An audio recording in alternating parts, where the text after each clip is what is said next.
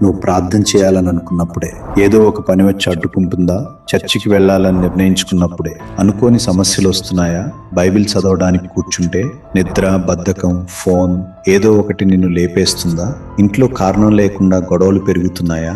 అయితే ఇది యాదృచ్ఛికం కాదు. సాతాను నిన్ను దేవునికి దగ్గర కాకుండా ఆపడానికి వేసే కొన్ని పన్నాగాలు ఇవి. ఈ వీడియో చివరి వరకు చూడు, ఎందుకంటే ఈ పన్నాగాలు ముందుగానే తెలిసినవాడు వాటిని సులభంగా జయించగలడు. 1. ప్రార్థన చేసే సమయంలో అడ్డంకులు. సాతానుకు తెలుసు, ప్రార్థన చేసే వ్యక్తిని ఓడించడం చాలా కష్టం. ప్రార్థన ద్వారా నువ్వు దేవుని శక్తిని పొందుతావు, సమాధానం పొందుతావు, దిశని పొందుతావు. అందుకే ప్రార్థన చేయబోయే సమయంలోనే అలసట, ఫోన్, పనులు లేదా ఏదో ఒక ఆటంకం వస్తుంది. 2.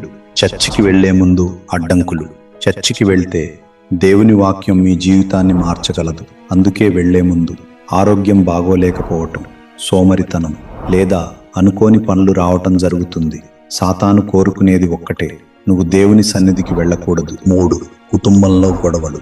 సాతానుకు కుటుంబాలు ఒక్కటిగా ఉండడం ఇష్టం లేదు. ఎందుకంటే ఒక కుటుంబం కలిసి ప్రార్థిస్తే అది శక్తివంతమైన కుటుంబంగా మారుతుంది. అందుకే చిన్న చిన్న విషయాలను పెద్ద గొడవలుగా మార్చడానికి ప్రయత్నిస్తాడు. 4. ఆర్థిక అడ్డంకులు. నువ్వు దేవుని పనిలో ఎదగాలని నిర్ణయించుకున్నప్పుడు అనుకోకుండా ఖర్చులు పెరగడం, డబ్బు సమస్యలు రావటం, నిరుత్సాహం కలగటం జరుగుతుంది. ఎందుకంటే సాతాను నువ్వు భయపడి దేవుని మీద విశ్వాసం కోల్పోవాలని కోరుకుంటాడు. 5. బైబిల్ చదివే సమయంలో అడ్డంకులు.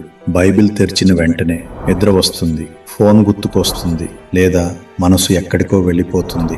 ఎందుకంటే దేవుని వాక్యం నీ ఆలోచనలను మార్చుతుంది. అది సాతానుకు ఇష్టం ఉండదు. గుర్తుంచుకో, అడ్డంకులు రావటం అంటే నువ్వు తప్పు దారిలో ఉన్నావని కాదు, చాలాసార్లు నువ్వు సరైన దారిలో ఉన్నావనే దానికి అదే గుర్తు. కాబట్టి ప్రార్థన ఆపొద్దు, బైబిల్ చదవడం ఆపొద్దు, చర్చికి వెళ్ళడం ఆపొద్దు. బైబిల్ చెబుతోంది, దేవునికి లోబడుడి, అపవాదిని ఎదిరించుడి, అప్పుడు అతడు మీ యొద్ద నుండి పారిపోవును. దేవునికి దగ్గరగా ఉంటే సాతాను ఎంత ప్రయత్నించినా నిన్ను ఓడించలేడు.